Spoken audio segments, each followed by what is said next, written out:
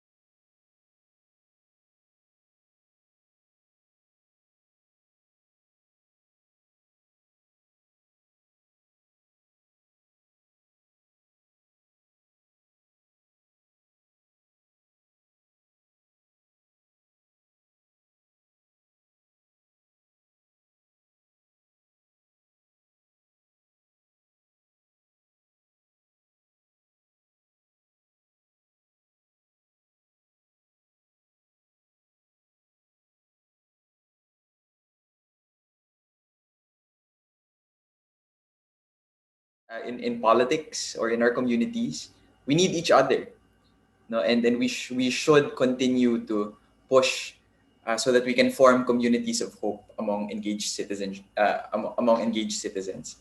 So I'm making this presentation as coordinator of Move as One Coalition, which is later I'll share with you our case example. As principal and co-head of practice of WeSolve, we try to do community organizing for specific social issues, and research faculty of the Department of Interdisciplinary Studies in Ateneo de Manila University.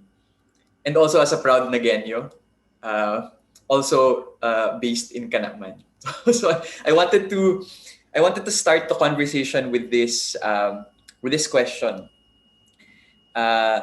Is it impossible to solve traffic? Now, we're looking at social problems, and the characteristic of many of these big, wicked, systemic issues is that many times people will say that it's impossible to solve a social issue. Yeah.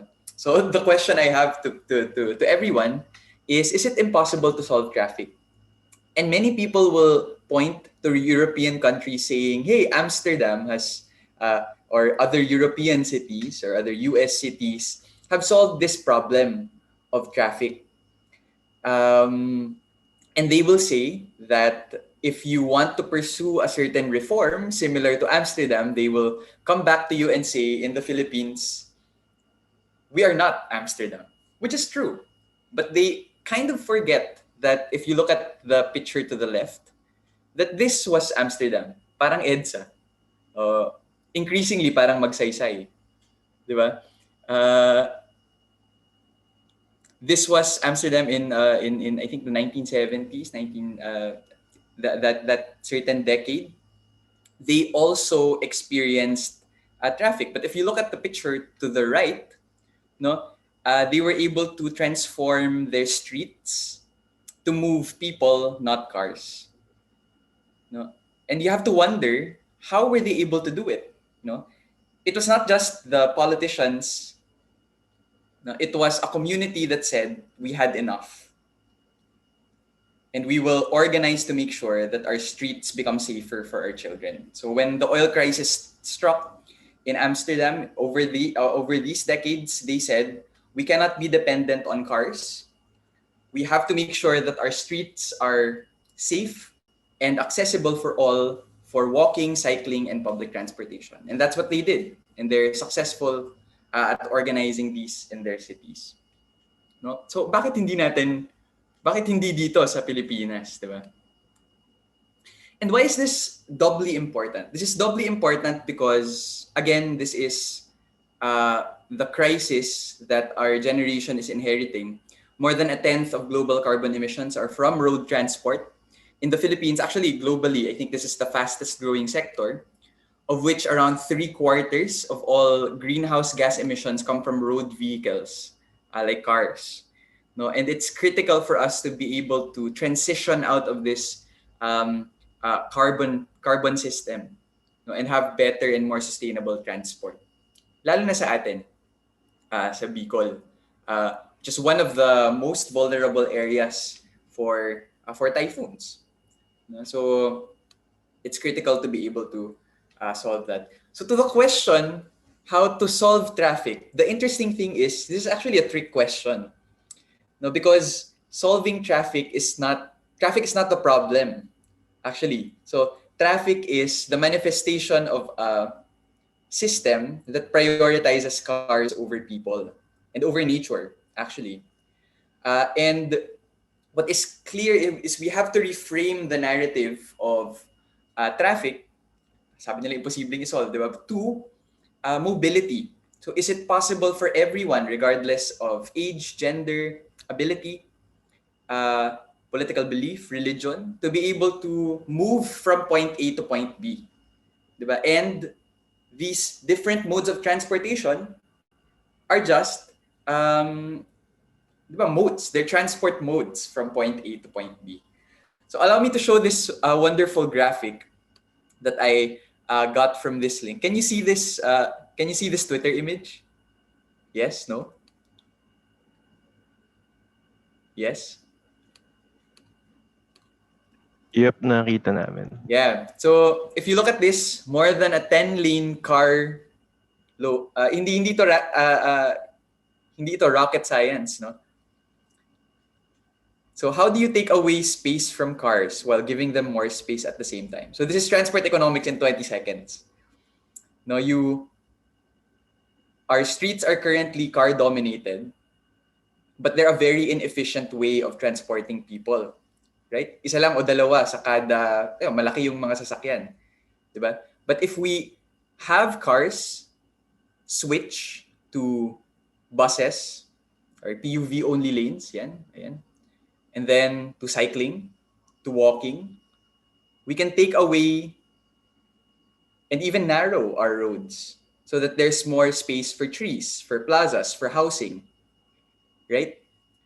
The flip side is, diba, I think there's so much in our current national budget that allocates our taxpayer money to road widening, even if there are decades of studies and research that says that widening roads actually causes more congestion without an accompanying reallocation of space to more efficient means of transportation, like walking, cycling, and public transport. Right? So this is the economic side of it. I wanted to bring back our conversation to what types of people walk, cycle, and undertake public transportation. So on Sunday, we're going to be giving 100 bikes to frontliners and essential workers here in Naga. So sa Plaza Rizal po yan.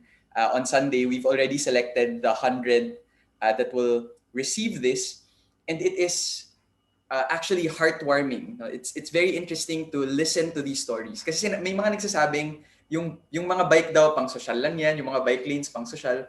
Actually hindi po totoo, no? And there are so many people in our community here in Metro Naga, in Camarines Sur, who actually want bikes.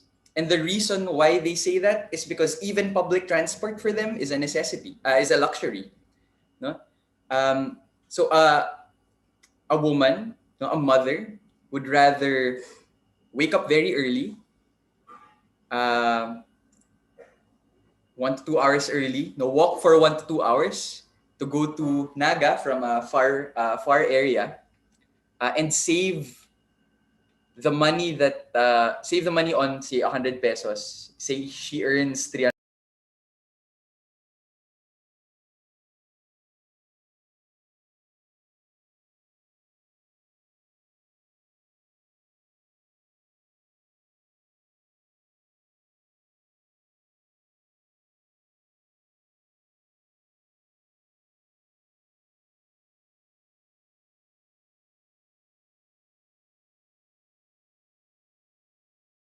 Attempts to make this systems challenge or research simpler so that every citizen can be empowered with this knowledge. So um, at a certain point, like the climate crisis and even mobility and public transport seem to be very big, wicked problems. And sometimes it's very easy to do so. No? Ang hirap-hirap gawin, kaya hindi ko na lang gagawin. And people just wave their hands and say, bulok ang sistema, so hindi na ako mag-engage dito sa sistema ko. Diba? But what this framework aims to push for is a change from bulok ang sistema, so the system is broken, which is true in public transport in the Philippines, to may ambag ako sa pagpapabuti ng sistema. So this is what this 5-step engaged citizenship framework is about. So first, we start with a big problem, and the more wicked it is, the more passionate you are about it, the more seemingly impossible it is to solve, the better. So identify that problem. So for example, sa atin, road transport contributions to the climate crisis. And the local problem is, say, traffic and mobility in our metro cities, like Metro Manila, Metro Naga.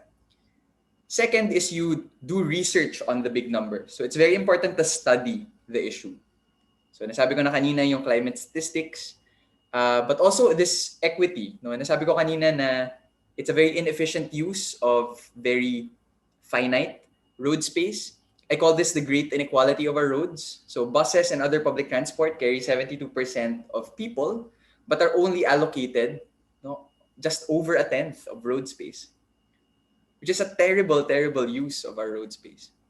So the third is you map out the institutions that move these big numbers, and it can be across society.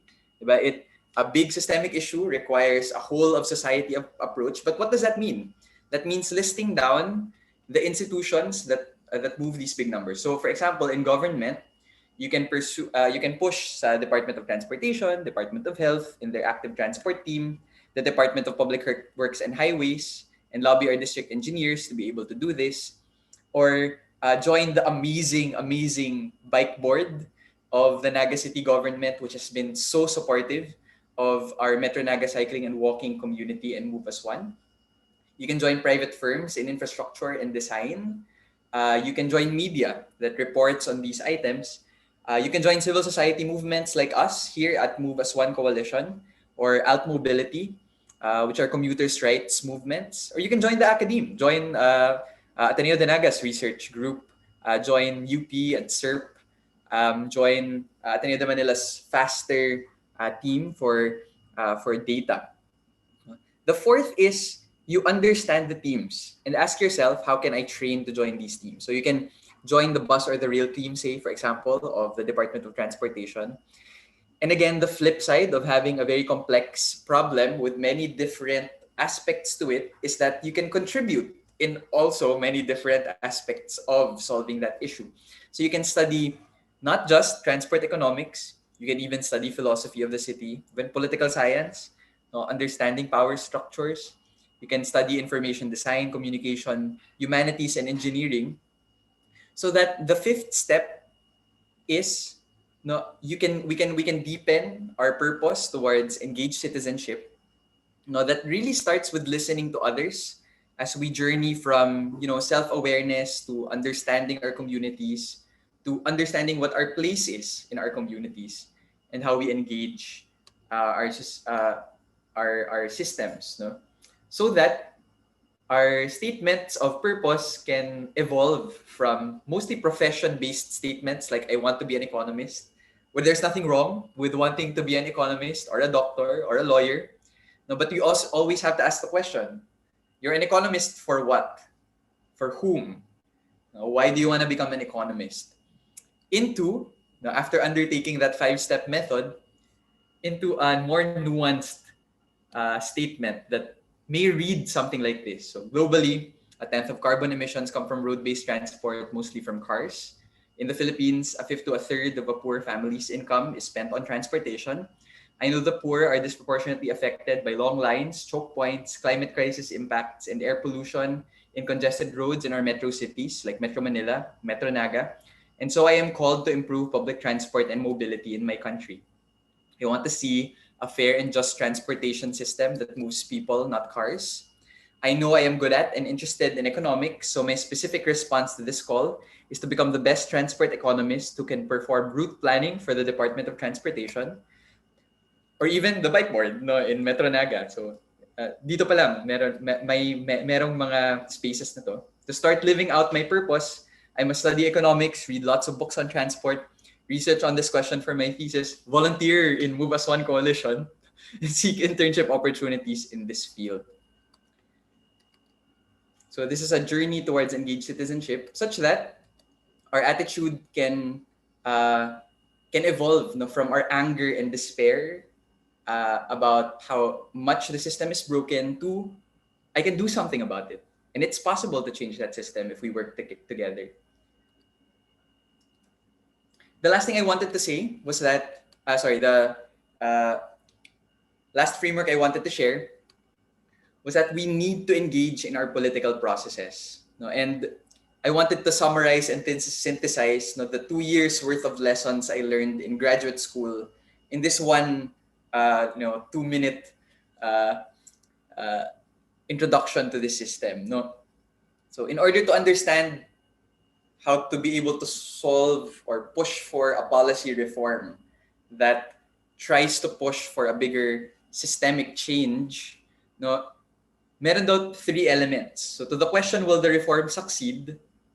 A reform should be, number 1, technically correct. It should be based on theory, science, evidence. The theory of change should be clear. Second, it should be administratively feasible, meaning there's budget, there's staff, the schedules are good, the timelines are appropriate.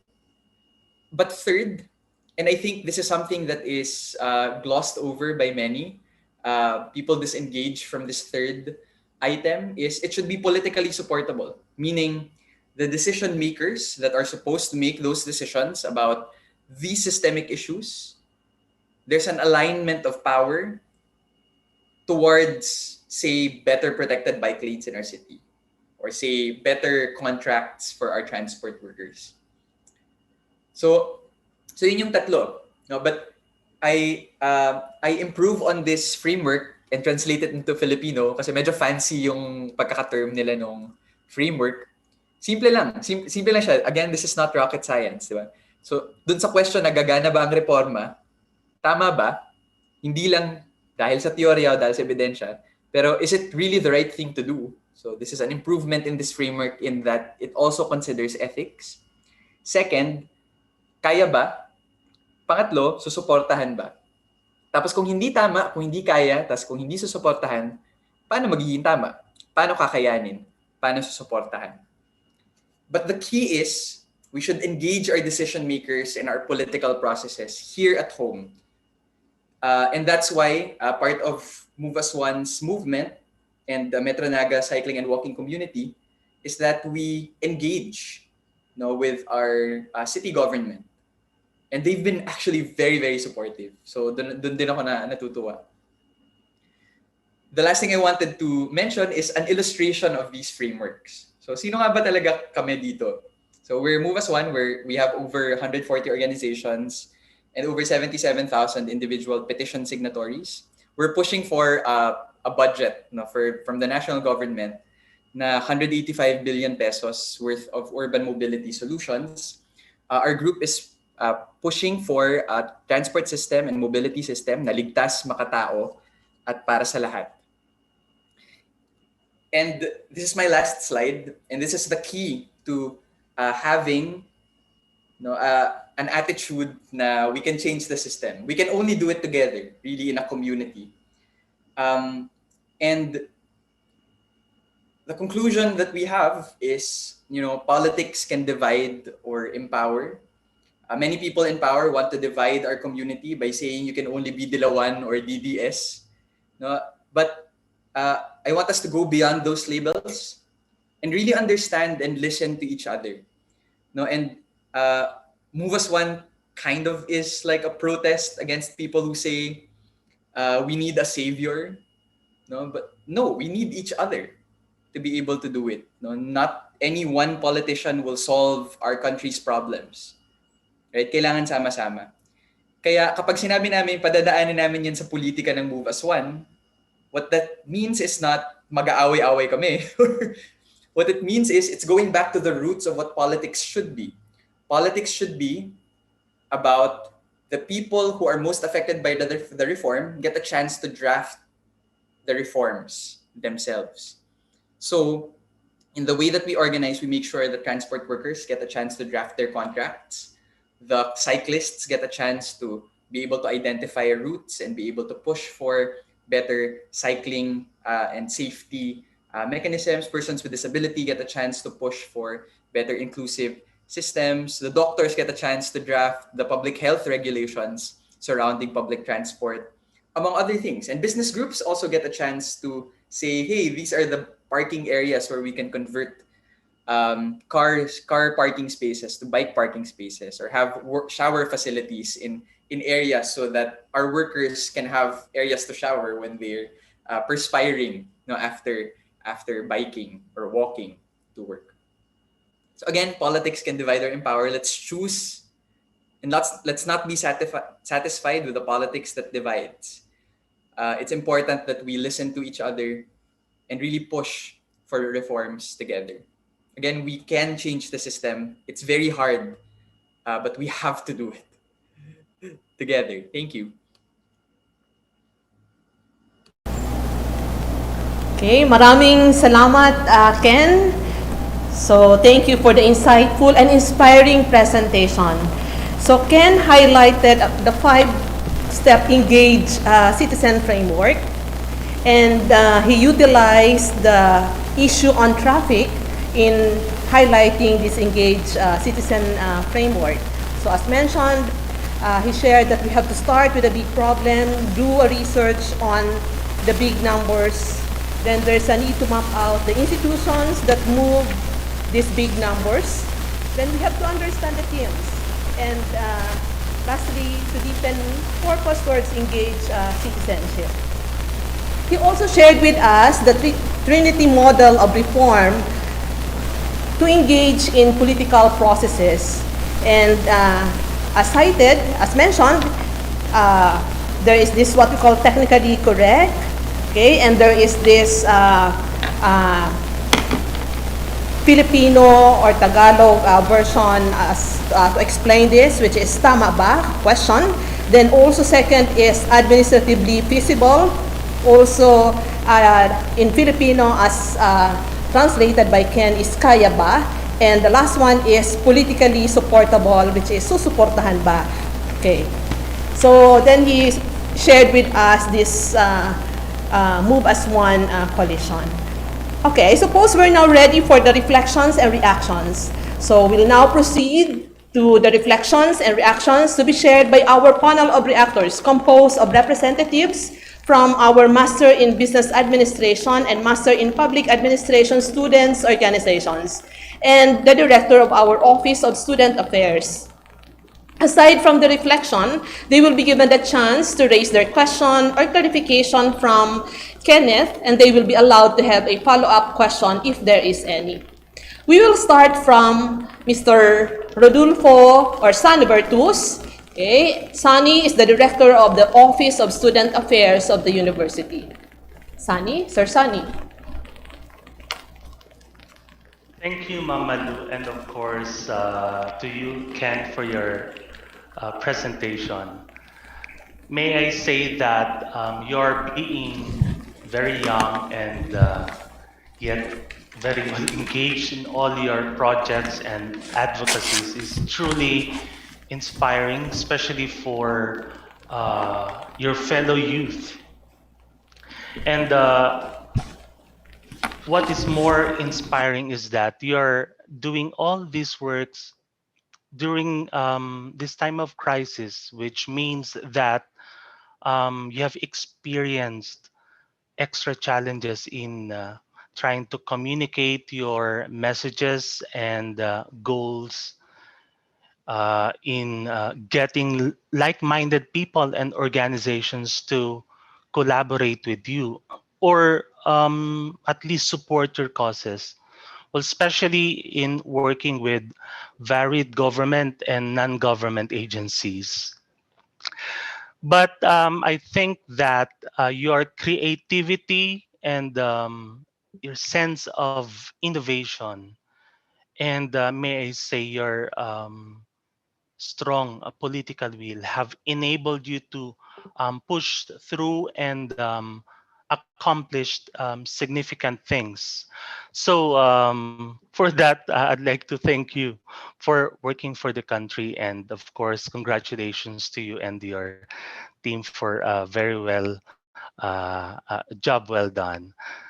As I said, can you inspire young people, which I think is exactly what they need, okay? Or among the things that they need. Our youth need a lot of inspiration now, okay, more than ever. They need models and examples in the midst of all the pandemic related problems, the continuing and even worsening social issues or problems, which include the, as you said, yung climate change related devastations, especially here in Bicol at marami pang iba.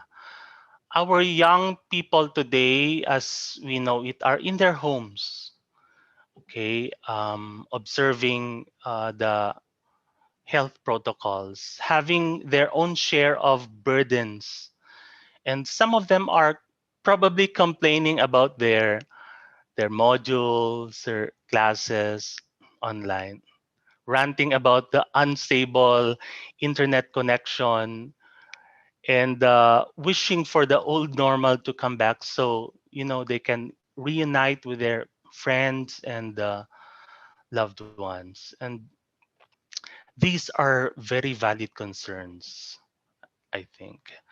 And the youth, while they are at home, they're also on social media. In fact, according to the Digital 2020 report of We Are Social and Hootsuite, Filipino users spend 9 hours and 45 minutes in the internet, and that's the highest in the world. And this is not surprising because the number of social media users in the Philippines, according to Statista.com, is 76 million in 2019. And 75 million Filipinos are on Facebook alone, where we are being live streamed right now.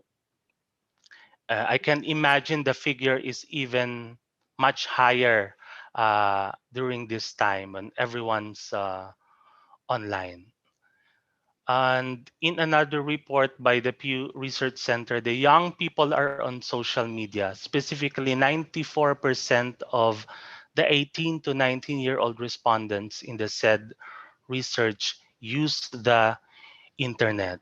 So while social media have become increasingly important for our online communications, want to do something for the country, and many of them have they have yet to figure out what they really want and can do with their talents, skills, and other resources, given the current realities.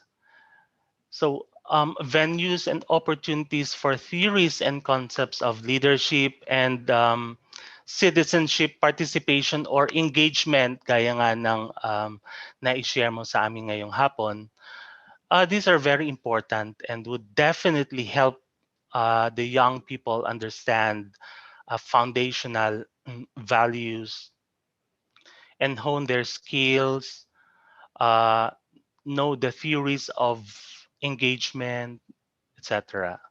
More so, models and examples are essential too. And I'd like to believe that you show them in this webinar. Kanina si Ma'am Malu was sharing to everyone kung ano yung iyong projects, ang iyong advocacies. And those are examples. Young people need stories of real people working with real projects, having real results. And these are proofs that something concrete can really be done even at this time of so much difficulty. Something that responds to a specific social issue and problem.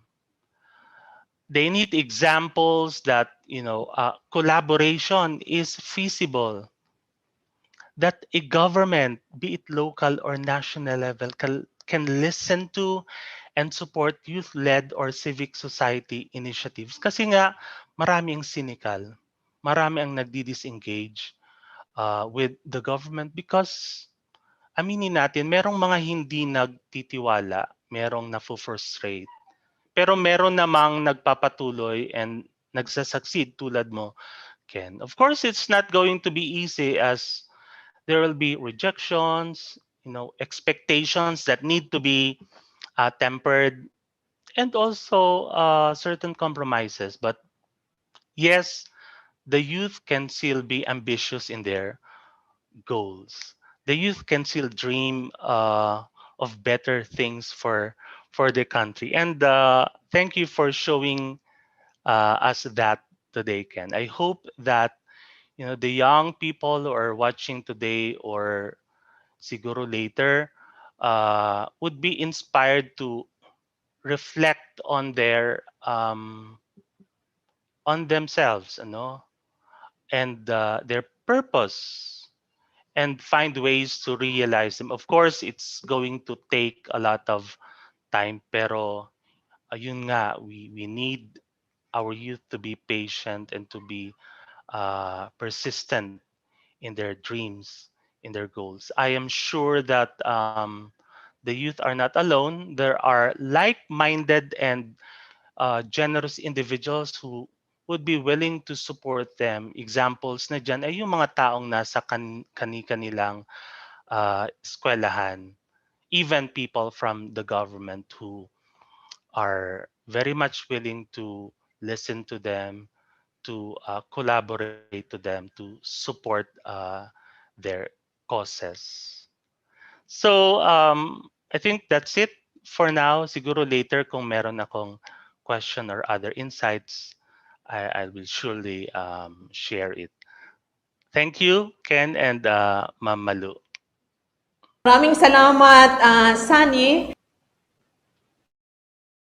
And reactions of our students' representatives.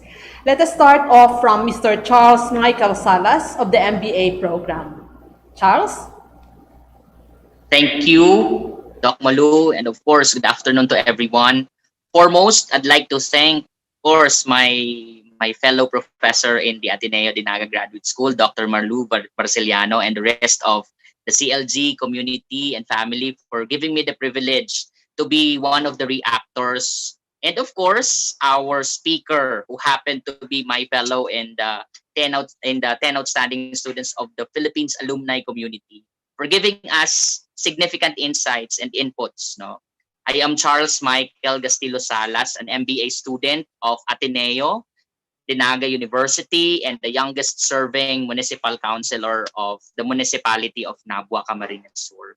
So allow me to share my takeaways as well as reflections this afternoon in a point of view of both an MBA student and a young leader of our community on how the youth could engage themselves to social transformation in simple ways. After all, it is very different, no, from the perspective of the academe to the actual scenario of the community based on my experience as a public servant. Now, first and foremost, one of the simplest way wherein youth could participate is through smart usage of the internet and social media as a tool to educate people, especially the young. With the numerous data we have we can access online. We can learn we should learn how to fight against infodemic through effective fact checking. So we need to learn how to identify what is true and what is not from among this information.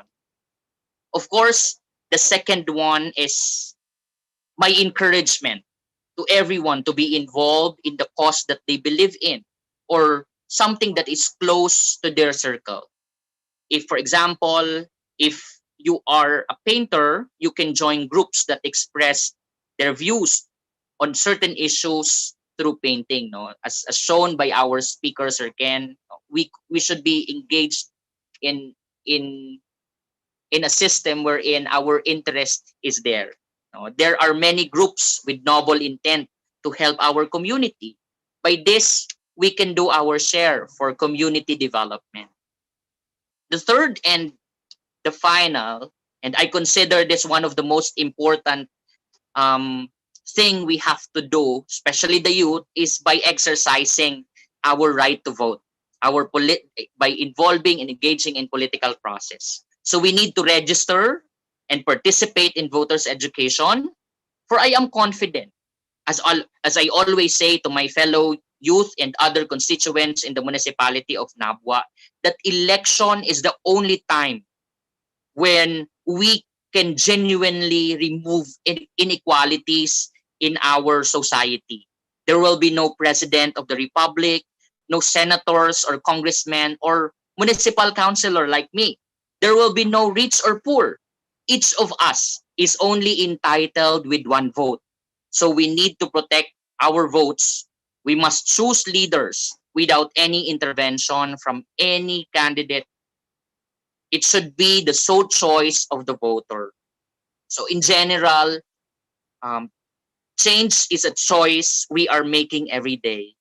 So let us care one another by doing our share for the community's total in transformation. If we want change to happen, then we need to start it within ourselves. No, sabi ko nga po, when I entered in politics as my way of sharing doing my share for community development, it's very far different because I came from the academe and abruptly I joined public service. No, magkaiba po sila. But again, it all boils down to our intent to help. So again, if we really want to change the system, it has to start within ourselves. So thank you, and to God be all the glory. Thank you, Charles. So we'll have the last but not the least reflection and reaction. We listen to Mr. Yadi Miguel CASTROVERDE of the MPA program. Yadi? Thank you, Dr. Malu. Thank you then, Sir Ken, for your input and your presentation. And with regards to the topic, yung transport, it used to be the case na traffic or heavy traffic was a centralized problem. It was mainly for Metro Manila. Pero, in the recent years, naging problem na rin siya even in Metro Naga. And ngayon, during the pandemic, one of the things that happened, I guess, was yung more people shifting towards cycling, which Sir Ken mentioned kanina. Na? So as an alternative means of transport, nagkakaroon ng mas maraming tao na nagkakaroon ng interest in cycling. So I have a question for Sir Ken. So one of the things we have with one of the things that concerns people when it comes to civic engagement is that they don't know where to start or walang malapit na pwedeng salihan, I guess. So since you touched on this earlier, in Metro Naga, what has been the experience regarding promoting cycling as a primary means of transport? Kasi meron tayo nung Metro Naga cycling and walking lane network. So with regard to that group, ano yung naging experience natin or ng group with regards to working with the city government and then yung mga projects na nangyayari right now?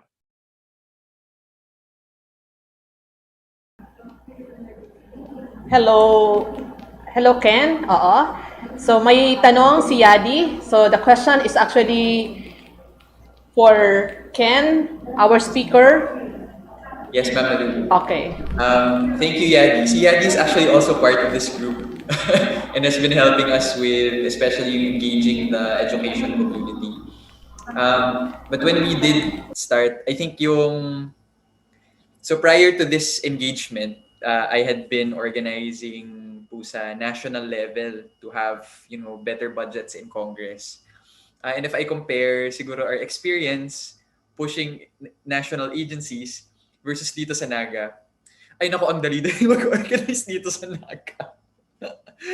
I guess it comes from, our local government is very open. No, in fact, parang si Councilor Oying Rosales, for example, who's actually a batch younger than me, has been very, very proactive. So we have good local leaders. Si Sir Boboy Hernandez, who's the head of the bike board, has been so supportive also. Mayor Son Legacion even convened that bike board after we requested a meeting with him, because it comes from actually a 2017 ordinance that's now being implemented because of this pandemic. So a lot of ways, no, and may entry point kapag dumudulog din sa local officials.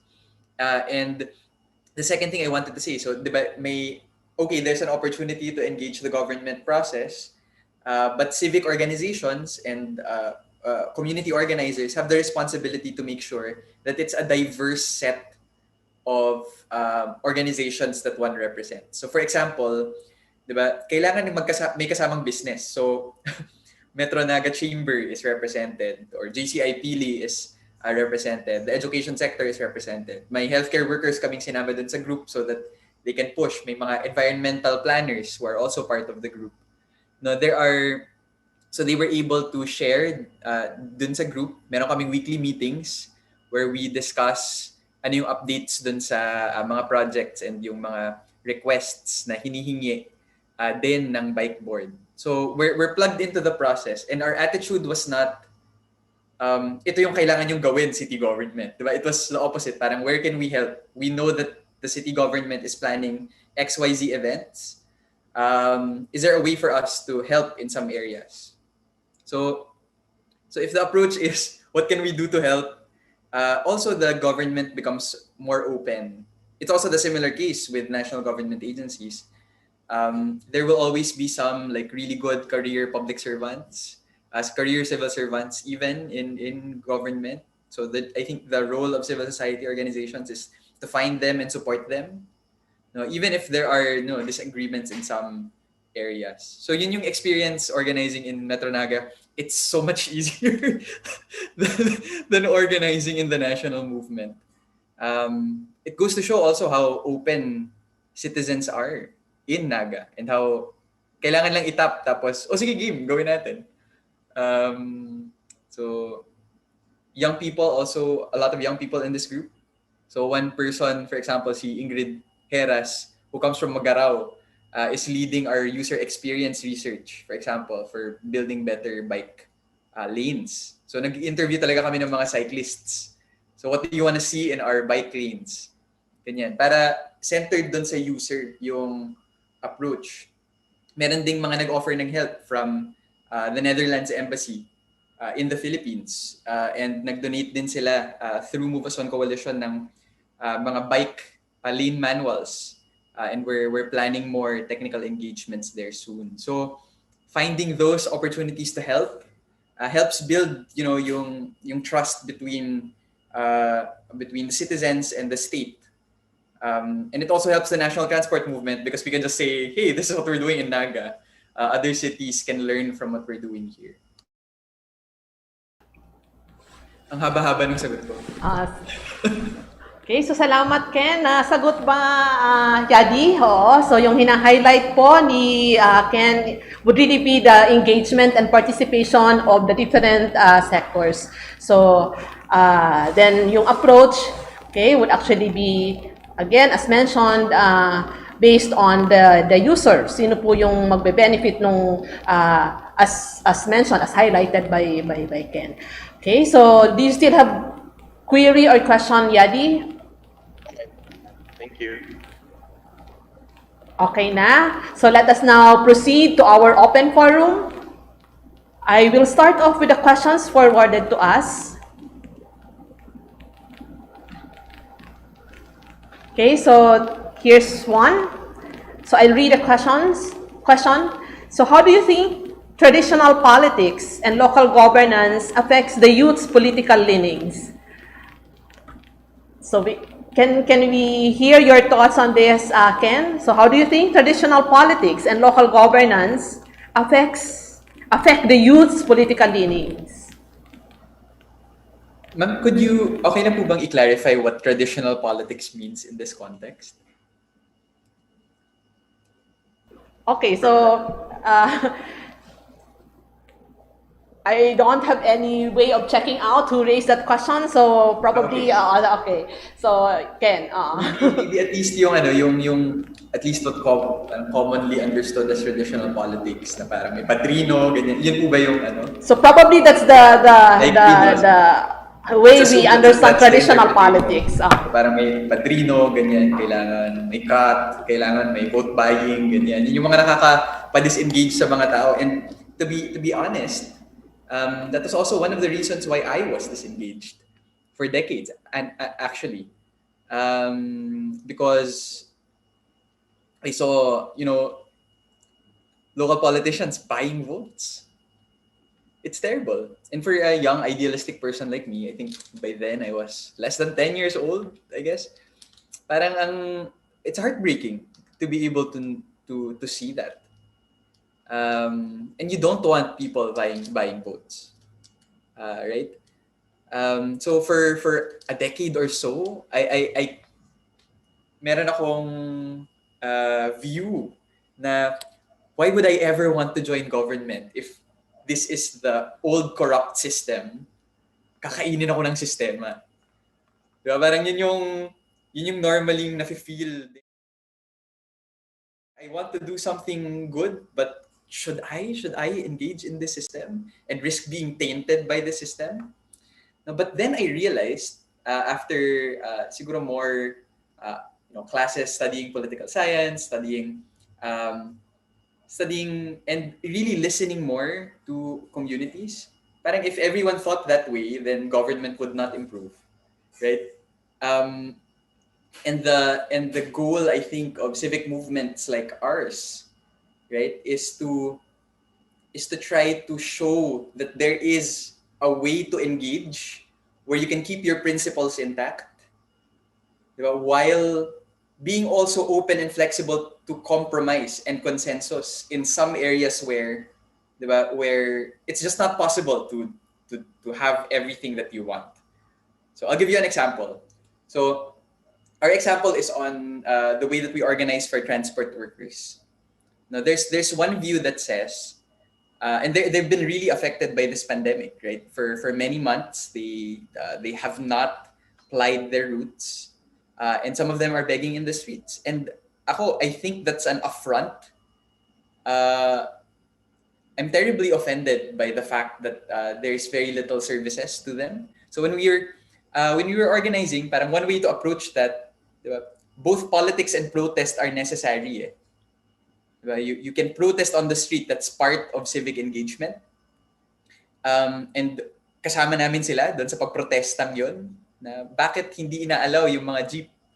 Diba? At the same time, we also have to develop another space, what they call a democratic space where it's safe to critically collaborate with government, and to demand that our voices be heard. So it took us a while, but we were able to talk to the Department of Transportation, to the LTFRB, but it needed we needed to organize ourselves. And yun din, parang as much as government also has to adjust, diba, civil society, and the burden is more for them, diba, they have a higher burden than regular ordinary citizens like us, diba? But for citizens like us, we also have to adjust, diba? And understand what are the influences that shape the priorities of those people in power. And we have to be able to say, in a pandemic, for example, we need to make those alliances so that the voices of the transport workers are lifted up more, by engaging them and making sure that they're part of those meetings, one, but also forming those unlikely alliances. So for example, yung transport workers namin ngayon, magka-organize kasama yung mga medical workers. And during the time when we organized in Move as One, we knew that doctors would be the ones leading these efforts because we're in a pandemic. And part of our messaging now is the transport policy is a health policy. Because if you don't fix the way people move, the pandemic will continue to spread. Right? So people in power need to listen. No? And that's what we should continue to push. So it's a very long and winded way of saying that we elect the people in power.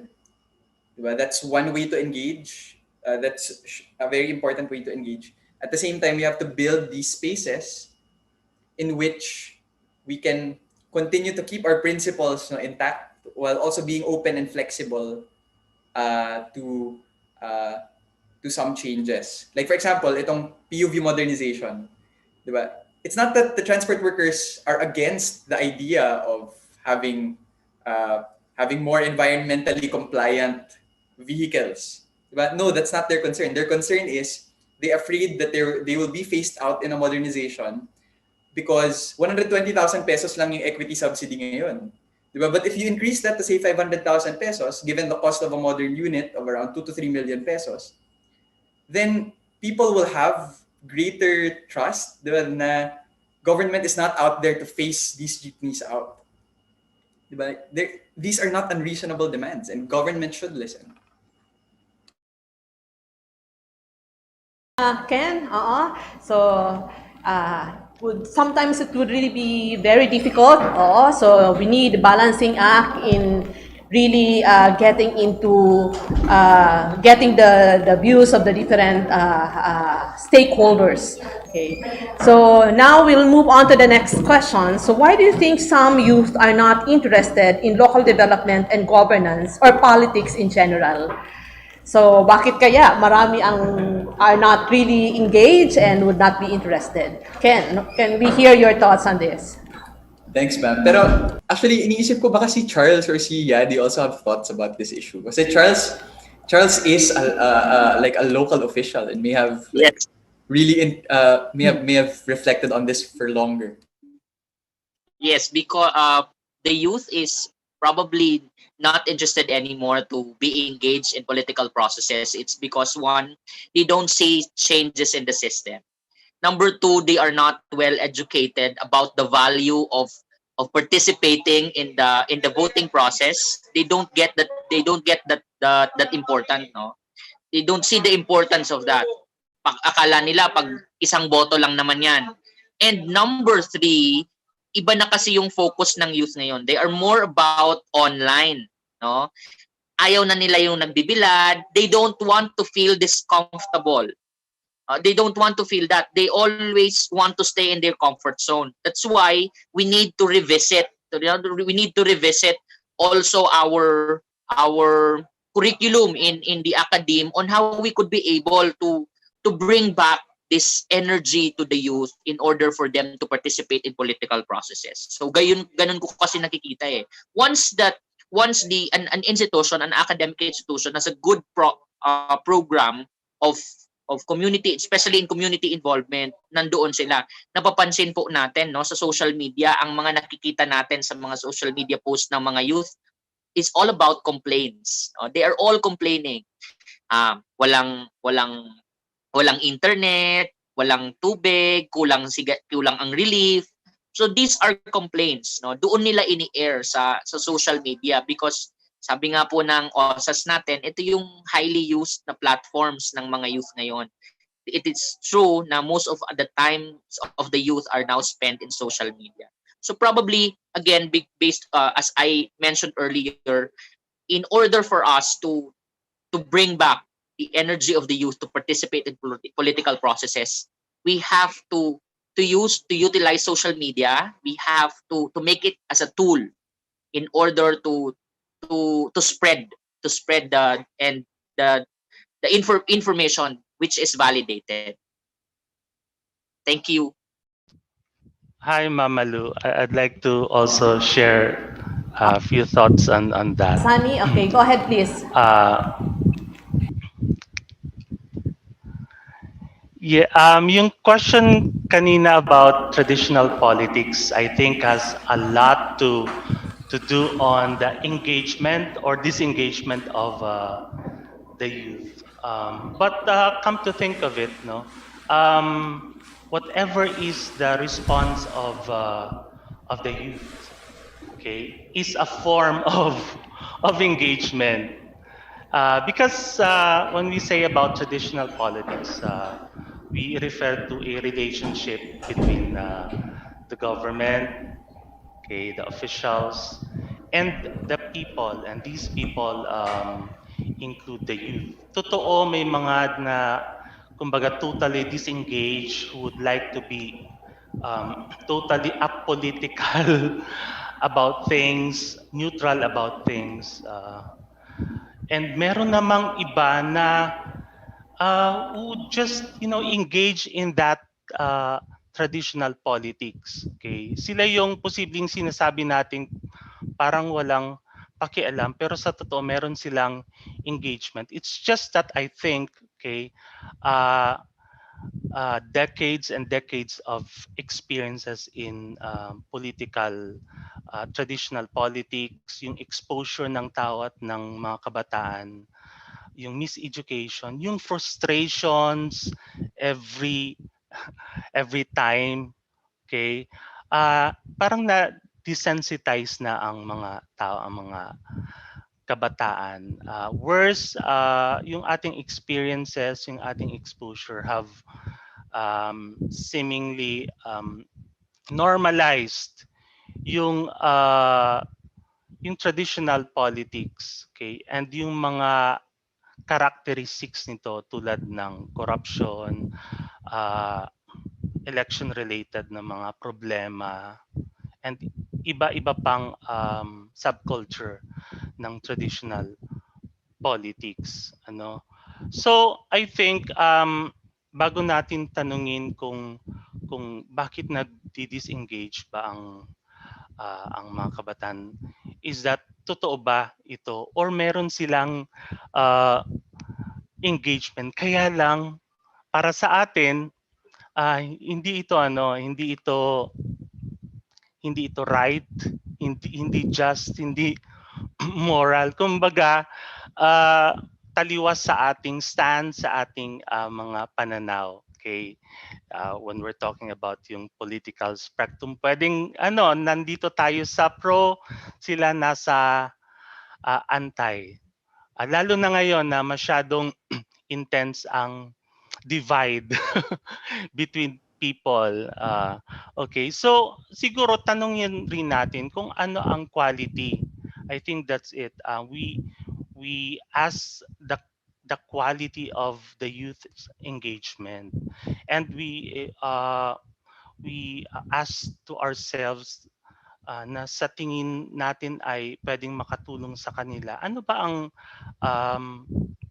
training, exposure, or kind of education ang pwede nating i-offer dito sa mga kabataan na to para kumbaga ay mas maintindihan nila ang mundo ng politika, kung ano ang tama at ang mali, instead of kumbaga trying to judge them and the quality of their engagement. We help them, we offer them. And sabi nga ni Ken, regardless of who we deal with, we just have to push through. Kasi yun nga, kung halimbawa ang paningin na natin sa mga tao ay negative na sa gobyerno, paano ni Ken, for instance, mapupush forward yung kanyang advocacy in terms of installing bike lanes, di ba? Well, it's good in Naga City, medyo ideal ang situation, pero paano sa ibang mga lugar, sa ibang mga units? Of course, we just need to push forward our causes and advocacies. And in the process, we try to educate the people, the sectors that we deal with. And I'm sure may maraming paraan to do that, to educate and to enlighten them. That's it. Thank you. Sir Sunny, for sharing your thoughts on the question. On to the next question. This is okay. So we'll move on to the next question. Am I now Yeah. okay na? Okay. So let's now move on to the next question. So this is actually related to the one shared by Charles earlier. So youth these days are losing their trust in the government due to their mismanagement in answering to the needs of the public, especially this pandemic, thus expressing the same through social media. So what help can online platforms do in raising engagement to conceptualize concrete civic participation in addressing such concern? Though, of course, we are not in control on this, okay, but we need to hear to get the thoughts of Ken and probably Yadi and Sir Sunny and Charles can also share after. Thank you po. I think I'm in the camp po that I think technology should always be rooted in yung offline community organizing. Kasi I've seen so many movements, 'di ba, that 'di ba puputok siya sa Twitter or sa Facebook tapos magagalit na, I mean, justified anger, but then what next? So yun yung yun yung question kasi, but even that, yung engaging the people who are, 'di ba, angry about an issue, very passionate about an issue, even that requires work. But I wanted to share 3 lessons that I learned in siguro youth engagement. And number 1, you have to believe that they can do it. So I think many people want to engage, pero agree ako na many people just don't know how. And I guess people just need to be invited. And it doesn't need to be like technical, hindi siya kailangan formal. Minsan parang, uy, Yadi, halika dito. Meron kaming cycling, ganyan-ganyan. Sama ka sa grupo. Minsan ganun lang siya eh. But when people are invited and they see yung second lesson, which is my small wins. So for example, di ba, tinatry namin i-convene yung bike board. So okay, hindi kami ng tulong kay Councilor Oying to be able to set that meeting up. People need to be able to see yung small wins so that the people's motivations can continue. This is a group that works. And this group can bridge results and can bring results. And then it improves the morale of the people who are part of the team. And then when it builds confidence, no, dyan pumapasok yung mga, their group is also doing it.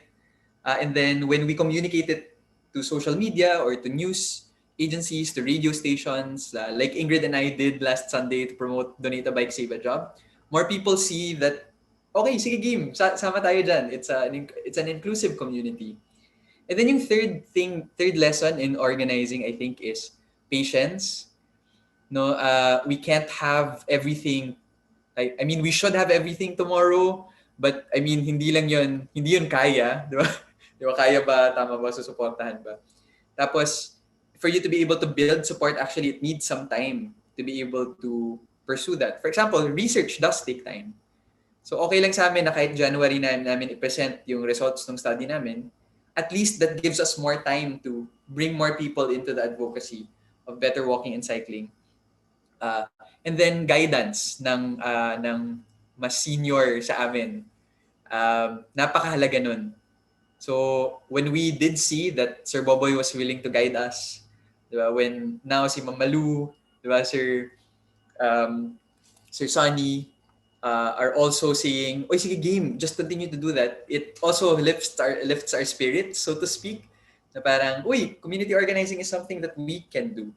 But we have to be able to engage in the process. At kahit na traditional politician, no, kailangan i-engage. No, hindi rin pwedeng parang masyado kami malinis for that, di ba? Medyo toxic din kasi yun eh. and you're already isolating potential allies. So, ginudge mo na siya na trapo siya. Diba? Tapos, apparently supportive siya sa advocacy mo. As long as intact yung key principles mo, diba? Tapos kapag binitray ka niya, diba? I mean, lash out. Pwede naman yun. Diba? Okay lang yun. That's also part of it. Pero, I mean, the approach at the start should be, diba, hey, let's work together. Are there things that we have in common? Ken, Adi,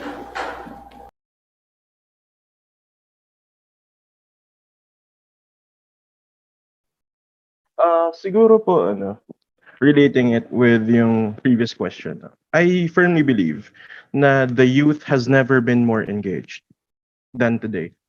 And especially po with social media. For a lot of, or for the past few decades siguro, a lot of the youth right now has been raised on the idea na we shouldn't question authority figures or na sumunod tayo. It starts at home, no? And it moves on to the school and so on and so forth. So for a lot of the youth, or for a lot of us people, hopefully part pa ako ng youth, no? We see yung ganitong mga tao, yung youth, we see them as kind of docile, as people na who are apathetic or ganun nga. And then we see on social media, gagalit sila. Parang they're very outspoken, no? Kasi I really think na social media has been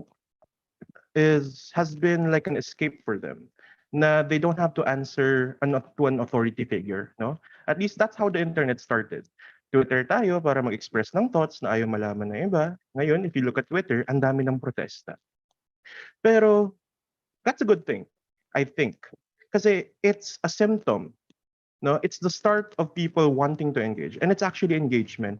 Na people see, or the youth sees, now we need to change something. Na perhaps yung tradition, no, that was imposed, hindi yun yung best way to do it right now. Pero I think that a lot of the youth then, they fail to make the next step, which is what Sir Ken said. Yung you have to root it in offline initiatives. Now, we can't just stop at social media. And I think yun yung question na of how it gets to engagement or how it gets into participation. Kasi especially with what Sir Ken said kanina, di ba? You read books, you do research, no? These are all long-term commitments because reform doesn't happen overnight. So I think na if you're part of the people who have this righteous anger on the government for certain things, that's a good first step. Pero you always should be able to hope siguro na tomorrow you're part of the people, or even today you can be part of the people who are doing concrete things, no? Na if it's hard, I guess engagement or civic engagement was never meant to be easy, no? It's always a long-term thing, no? Na if you're uncomfortable, that's the point, kasi we have to get out of our comfort zone, especially if you want to help the people. So yun, like what Sir Ken said, no, yung nasa movements na to, an overwhelming amount of people there are from the youth, no? And it's usually may isang head na mga Gen X, ganun. And our rest na, they're all the youth, na it's overwhelming, na pati ako, na medyo bata pa naman, I would feel na iba yung youth eh. They have this passion. And it's up to us then to help nurture that. And hopefully channel it into more offline and concrete ways, especially locally, no? We always see na reform is something centralized in Metro Manila. Now, we don't see it as something na we can actively participate in locally. So, yun, whatever social media or whatever internet feelings we have, we need to be able to channel it into offline things or in offline initiatives. So, yun lang naman po. Thank you.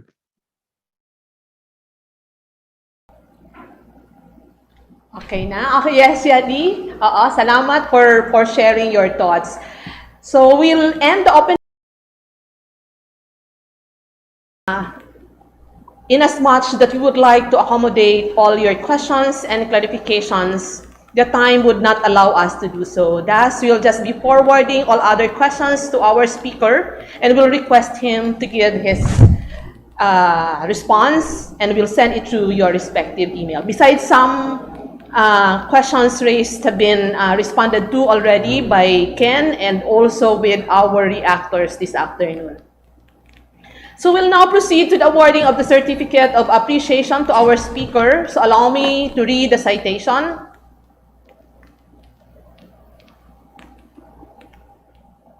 So we have the Certificate of Appreciation to Mr. Kenneth Abante for unselfishly sharing his time, knowledge, and expertise as the resource speaker during the webinar Dapat All, an expression of CURA Personalis in empowering the youth towards local development and governance, held on December 11, 2020 from 3:30 until 5 in the afternoon. So signed, yours truly. So the same Certificate of Appreciation will also be awarded to our reactors. So we have a certificate for Mr. Rodolfo SB Jr.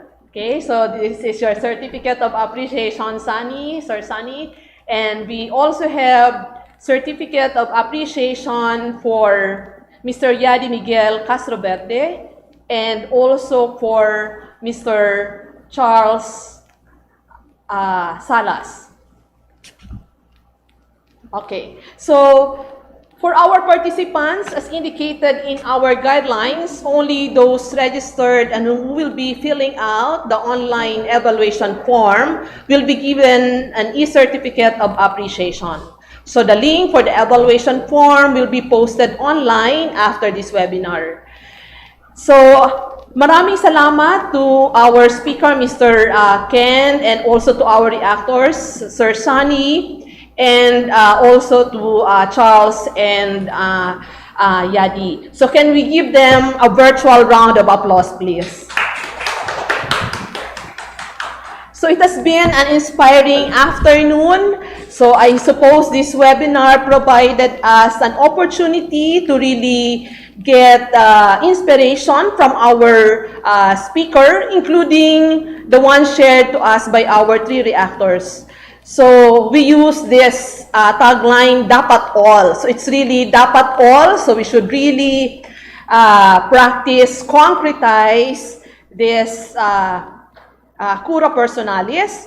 So as mentioned earlier, this is actually care for the entire person, and this is actually a hallmark of Ignatian spirituality. So, and I suppose we can let our youth be engaged, and we can let them participate in many civic activities. Okay, so with the ones shared to us by Ken and by the 3 reactors this afternoon. So on behalf of the Ateneo de Naga University Center for Local Governance and Graduate School, my sincerest thanks to our speaker for sharing significant inputs and for his time this afternoon. Also, thank you to our reactors, and of course to our participants and viewers for joining us in this online activity. So this formally ends our webinar. So again, Diyos mabalos and good day everyone. Mabilis.